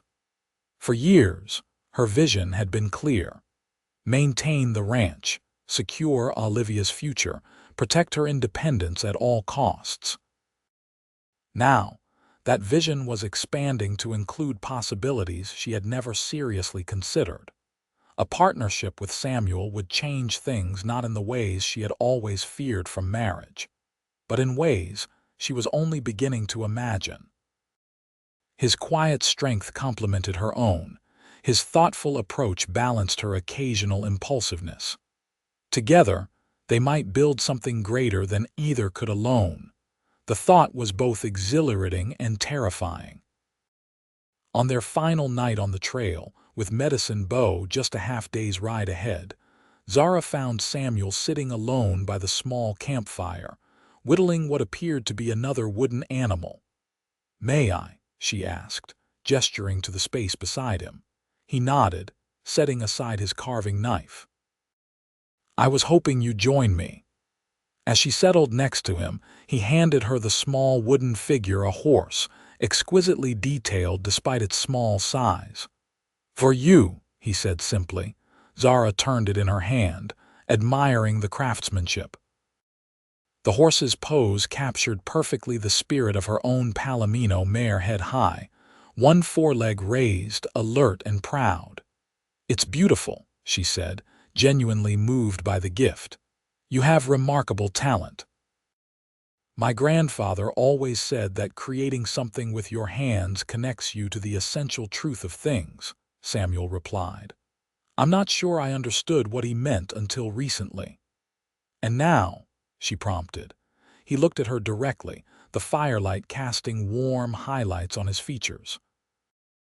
"Now I think he meant that making something real, something you can hold and see and touch, grounds you in what matters." He paused, gathering his thoughts. "For years after the war, I felt disconnected, like I was drifting through the world without truly being part of it. Carving was one of the few things that made me feel present." The admission touched Zara deeply. Though Samuel rarely spoke of his war experiences, she had sensed in him a familiar kind of wariness, the caution of someone who had seen humanity at its worst and struggled to reconcile that knowledge with the possibility of happiness. "And now?" she asked again, softer this time. "Do you still feel that way?" He considered the question thoughtfully. "Less so," he admitted, "since coming to Medicine Bow, since—" He hesitated, then continued with characteristic directness. "Since you—" The simple declaration hung in the air between them, honest and unadorned. Zara found herself equally unable to dissemble in the face of such sincerity. "I've spent so many years defining myself by what I refuse," she said quietly. "Refusing suitors, refusing to conform to expectations, refusing to surrender control of my life and future." She met his gaze steadily. "It's strange to find myself wanting to say yes for a change." Samuel's expression softened with understanding. "Saying yes to the right thing isn't surrender, Zara. It's choice. There's power in that too." The insight resonated deeply with her. All her life, she had associated marriage with a loss of agency, a submission to another's authority. But what Samuel offered was fundamentally different. Not subjugation, but alliance. Not ownership, but partnership. "Samuel," she began, her voice unexpectedly uncertain, "when we return to Medicine Bow—" "Yes," he prompted gently when she hesitated. "When we return, and after this business with Jenkins is settled, I would welcome that question you mentioned in Cheyenne." The admission came easier than she had expected, as though the words had been waiting to be spoken. "And I think you might be pleased with the answer." The smile that spread across his face was like nothing she had seen before, a pure, unguarded joy that transformed his usually serious features. Without speaking, he reached for her hand, bringing it to his lips in a gesture of old-fashioned courtesy that nonetheless sent warmth cascading through her.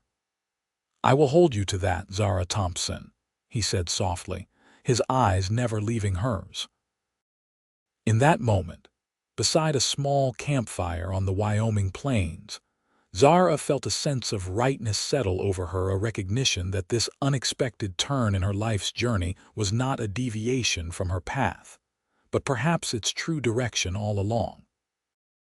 They reached Medicine Bow the following afternoon, their small party drawing curious glances as they rode down the main street. News of the successful cattle sale had preceded them, along with, no doubt, gossip about Zara and Samuel's growing closeness. Zara felt a momentary urge to bristle at the attention, to reassert the prickly independence that had been her shield for so long. But with Samuel riding easily beside her, she found herself caring less about the town's opinion than she ever had before. At the bank, Jenkins received them with poorly disguised disappointment. He had clearly been hoping the cattle sale would fall short of his fraudulent claim amount, giving him leverage over the Rocking T property. "Miss Thompson," he greeted her with false joviality. "I understand congratulations are in order for your successful drive."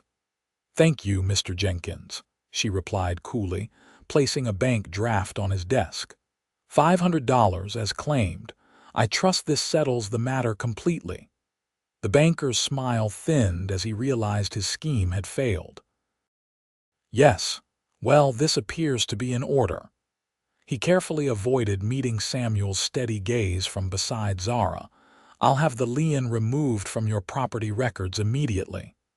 "I'd appreciate that," Zara said. "And Mr. Jenkins?" "I'll be speaking with Judge Harmon about examining all the bank's outstanding claims against local properties. I believe he'll find the review most enlightening." Jenkins paled visibly. "Now, Miss Thompson, there's no need for such drastic measures. This was a simple misunderstanding, was it?" Samuel interjected quietly. "Seems a very specific misunderstanding to me. Exactly the amount Miss Thompson might have expected to clear from her cattle sale." The banker's discomfort increased under their combined scrutiny. "I assure you, there was no save your assurances," Zara cut him off. "Just remove the lien and consider yourself fortunate if that's the end of it." Outside the bank, Samuel placed a supportive hand at the small of her back, a gesture that might have rankled Zara's independent spirit in the past, but now felt natural and welcome. "Remind me never to cross you in a business negotiation," he commented with a small smile as they walked toward her waiting horse.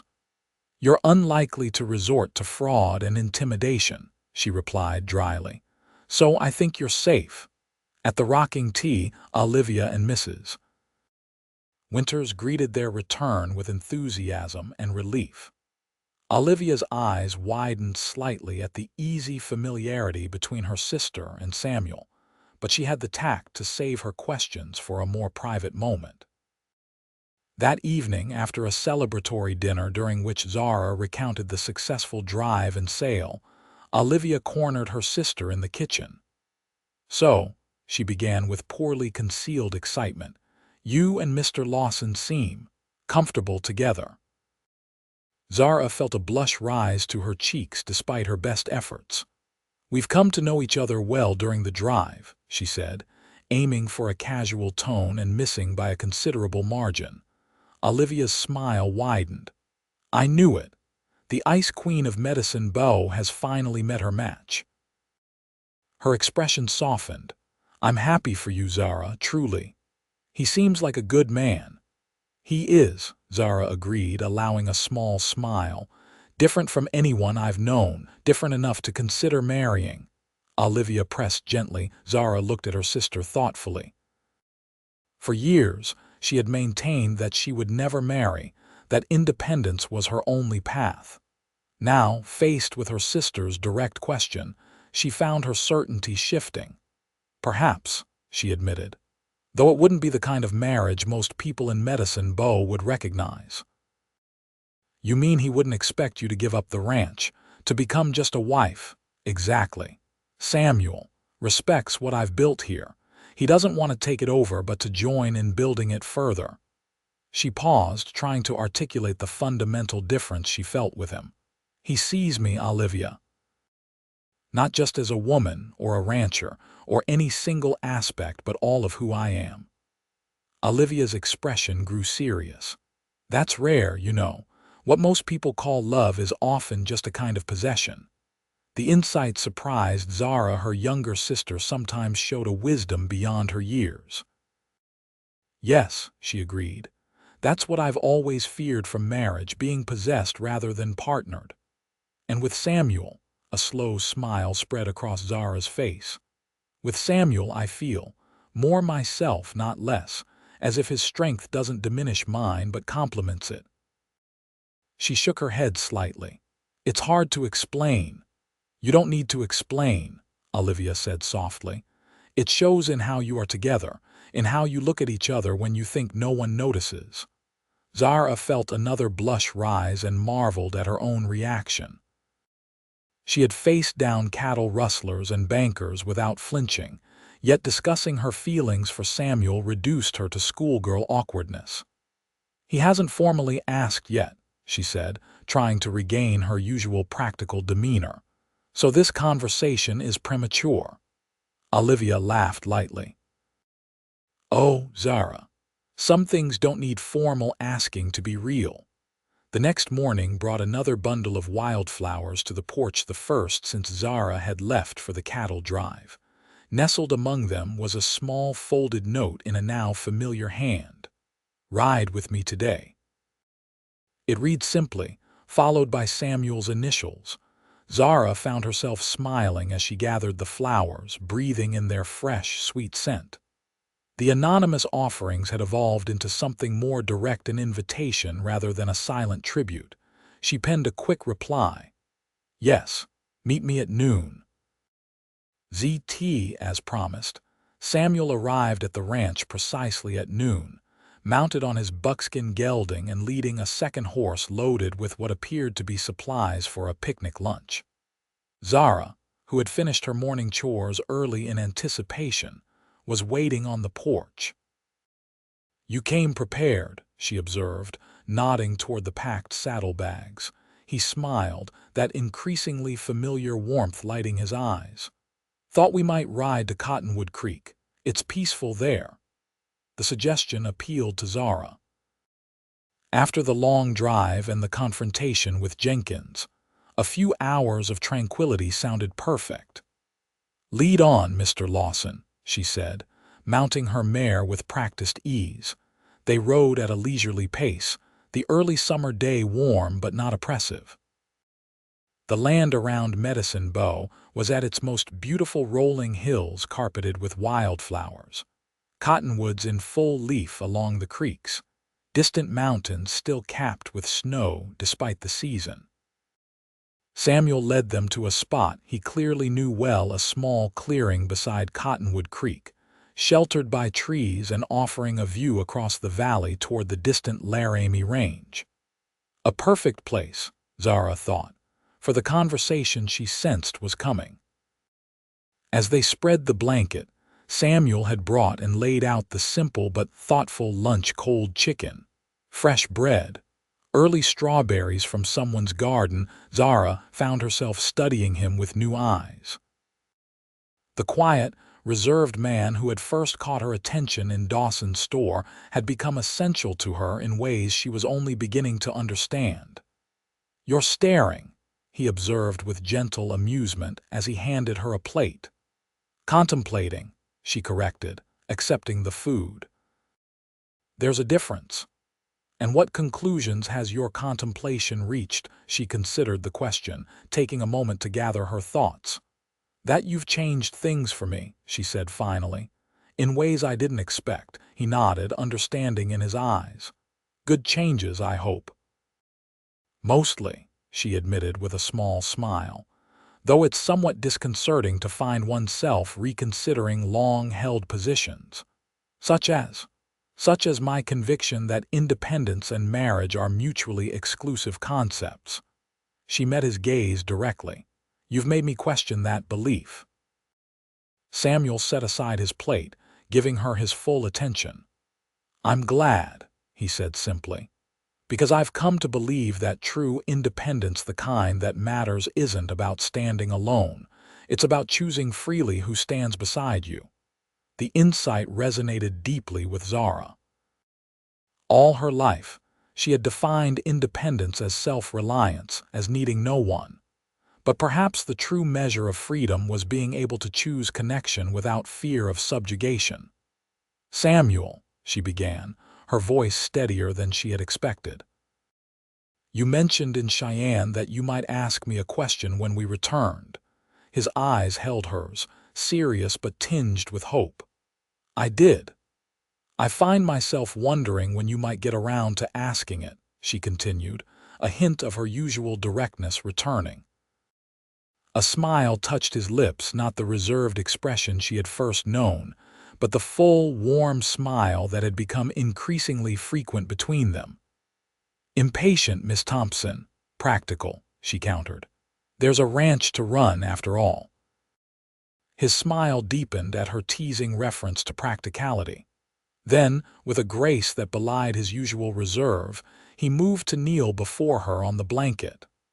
"Zara Thompson," he began, taking her hands in his. "From the first moment I saw you standing your ground in town, I recognized something in you that called to something in me. A strength, a certainty of purpose, a willingness to chart your own course regardless of convention." His thumbs traced gentle patterns across her knuckles. "I've come to admire your courage, your determination, your fierce loyalty to those you care for. And somewhere along the way, admiration became something deeper." He paused, his green eyes steady on hers. "I'm not a man of many words, as you know. But I want to be clear about this. I'm not asking you to surrender your independence or your ranch or any part of what makes you the remarkable woman you are. I'm asking if you would consider joining your life with mine, not as my wife in the traditional sense, but as my partner in every meaning of the word." He released one of her hands to reach into his pocket, withdrawing a small object, not a conventional ring, but a delicately carved wooden band inlaid with a small piece of polished turquoise.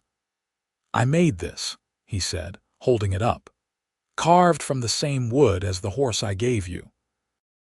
Not a traditional engagement ring, but then, what I'm proposing isn't a traditional engagement."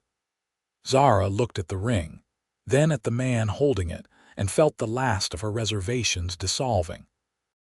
Samuel Lawson wasn't asking her to become someone different to soften her edges or diminish her strength. He was asking to walk beside her exactly as she was.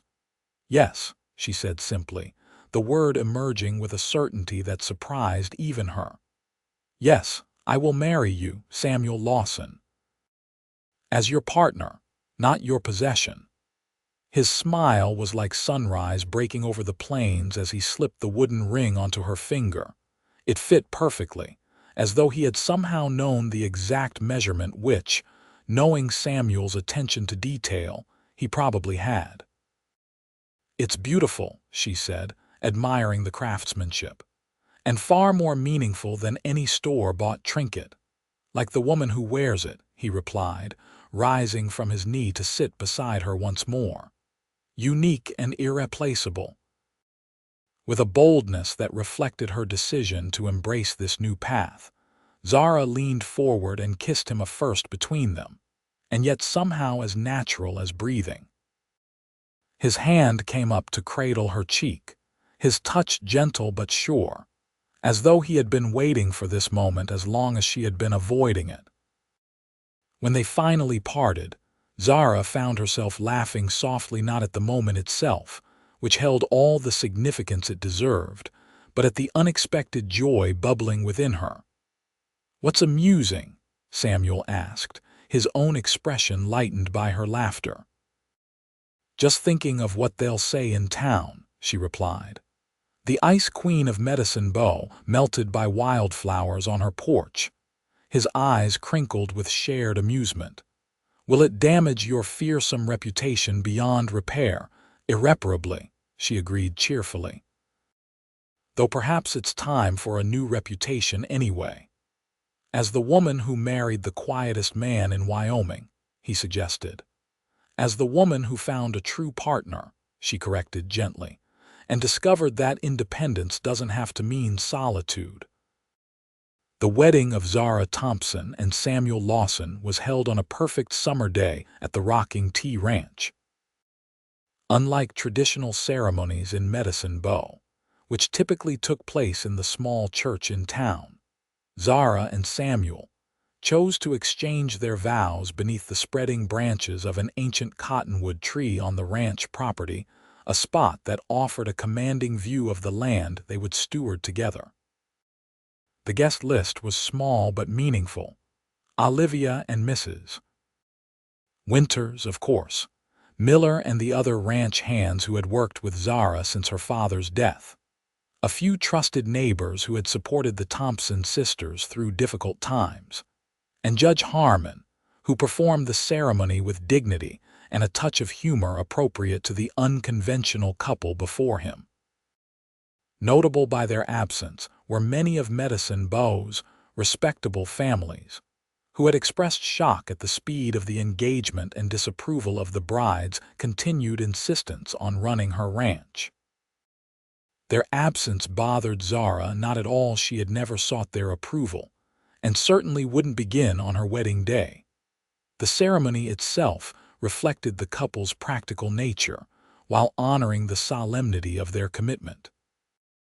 Zara wore not a traditional wedding gown but a beautifully tailored blue dress that complemented her auburn hair and allowed her to move freely. Samuel looked uncommonly handsome in a new black suit, his usually unruly hair tamed for the occasion. The vows they exchanged were written by themselves, promises not of obedience or subjugation, but of respect, support, and partnership. When Judge Harmon pronounced them husband and wife, the small gathering erupted in genuine celebration. None more enthusiastic than Olivia, who had watched her sister's transformation from determined solitude to joyful partnership with wonder and delight.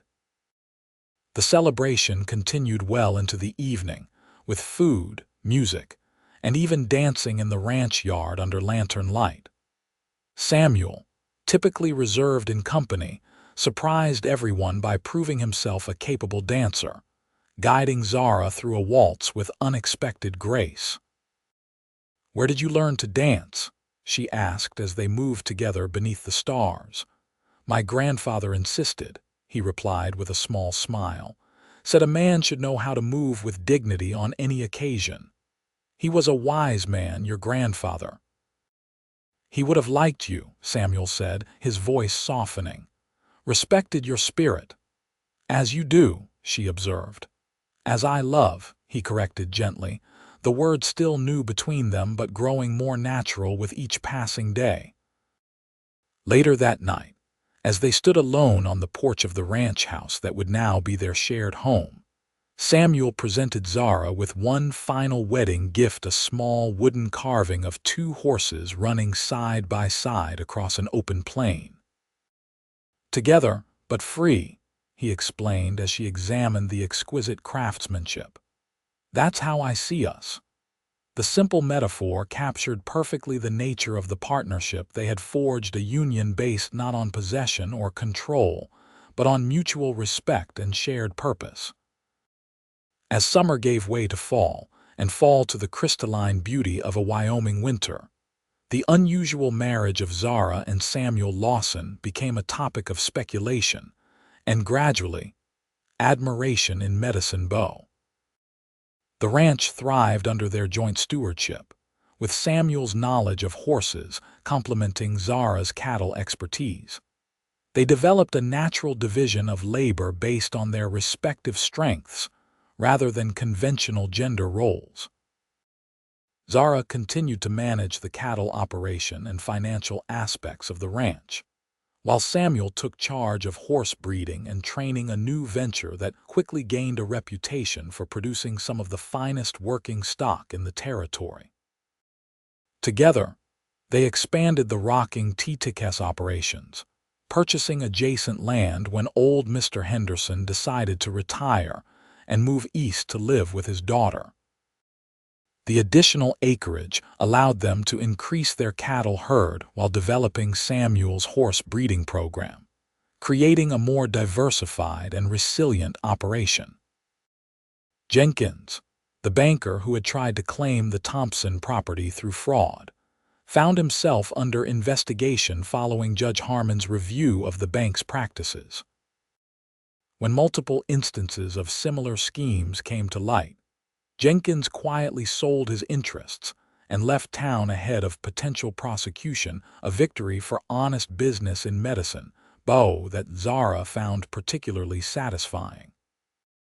Olivia, coming into her own as a young woman, discovered a passion and talent for teaching. With Zara and Samuel's encouragement, she accepted a position at the newly expanded school in Medicine Bow, bringing modern educational methods and genuine care to the town's children. Mrs.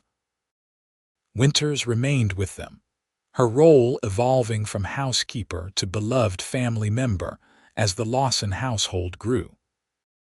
For in the spring following their wedding, Zara discovered she was expecting their first child, news that brought a depth of joy to Samuel's usually reserved expression that moved everyone who witnessed it. "I never thought I'd see the day," Miller commented to Mrs. Winters as they watched Samuel constructing a cradle with the same meticulous care he brought to all his woodworking. "The boss lady with a family of her own." "It's not the family that's remarkable," Mrs. Winters replied wisely.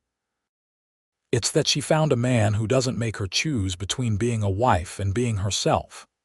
That truth became even more evident when, 6 weeks before her due date, Zara was still riding out to check the herd daily, much to the consternation of more traditional minds in town. "Mrs. Lawson," the new doctor had admonished during a checkup, "most women in your condition would be confined to restful activities at home." "Most women aren't running a cattle ranch, doctor," she had replied calmly, "and I assure you I know my limits."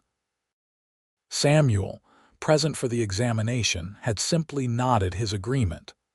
"My wife knows her body and her capabilities better than anyone," he told the startled physician. "I trust her judgment completely." It was this unwavering support, not controlling or condescending, but genuinely respectful of her wisdom regarding her own well-being, that continually confirmed for Zara the rightness of their partnership. In late autumn, with the first dusting of snow on the distant mountains, Thomas Samuel Lawson entered the world a healthy, strong, lunged boy with his father's green eyes and his mother's determined expression. His birth, attended by the doctor and Mrs. Winters in the master bedroom of the ranch house, was followed by a profound moment as Samuel placed their son in Zara's arms for the first time.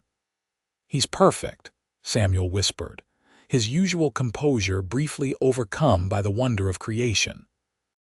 "He is," Zara agreed, exhausted but radiant with new motherhood, "though I suspect he'll be as stubborn as both his parents combined."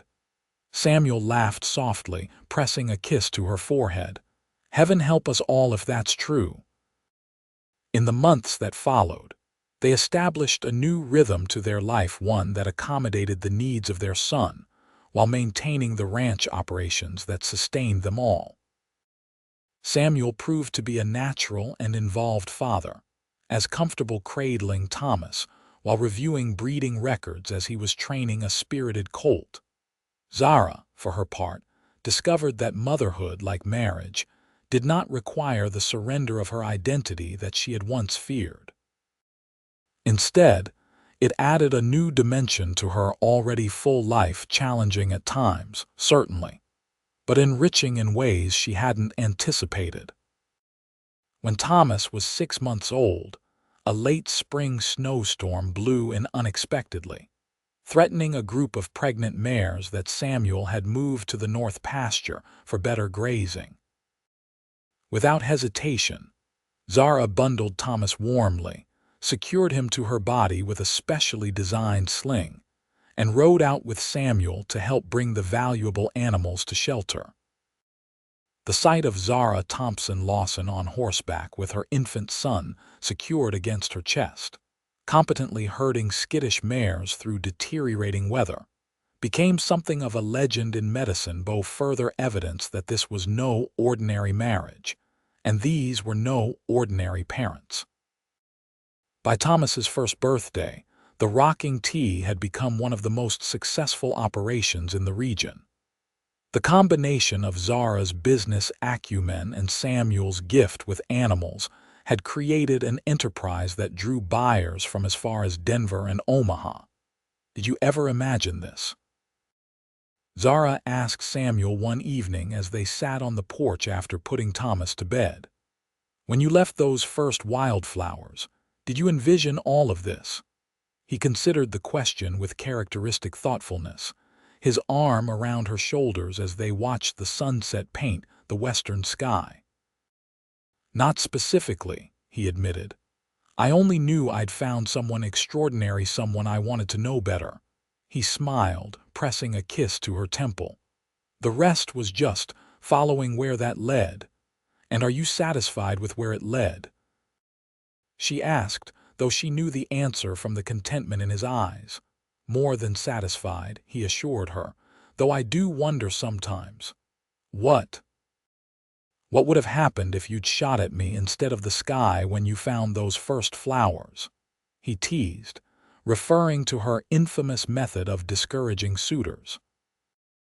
Zara laughed, the sound carrying across the yard where wildflowers similar to those first anonymous offerings now grew in a garden she had planted. "I never shot at the flowers," she corrected. "I think part of me knew even then that they were different. That whoever left them saw me differently than all the others." "I did," Samuel confirmed softly. "I saw you as you were, not as convention said you should be. Strong, determined, capable, and all the more beautiful for it." The words, spoken with simple sincerity, still had the power to touch Zara deeply. After nearly 2 years of marriage, Samuel Lawson remained the only man who had ever truly understood that her strength was not a flaw to be tolerated or corrected, but the essential core of who she was. In return, she had come to appreciate the quiet depths of his character, his unwavering integrity, his gentle patience, his ability to see beauty in small, ordinary moments. Together, they had created something remarkable, not just a successful ranch or a growing family, but a true partnership built on mutual respect and genuine love. As twilight deepened around them, Zara found herself reflecting on the journey that had brought them to this moment, from her determined solitude to their shared life, from anonymous wildflowers on a porch to the thriving garden that now surrounded their home. She had refused to marry anyone in Medicine Bow, turning away every suitor who came calling, protecting her independence with fierce determination.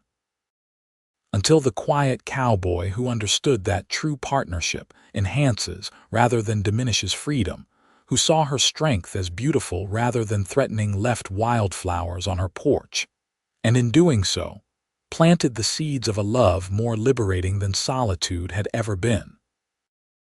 And in the years that followed, as the rocking tea prospered and their family grew to include a daughter named Alina Grace after Samuel's mother, that love continued to flourish, proving that the strongest foundations are built not on traditional roles or societal expectations, but on genuine respect, shared purpose, and the courage to chart one's own course. For Zara Thompson Lawson, who had once been known as the Ice Queen of Medicine Bow, the greatest discovery had been that independence and love were not opposing forces but complementary strengths, like the two horses in Samuel's carving, running side by side across the boundless Wyoming plains, together and yet gloriously, completely free.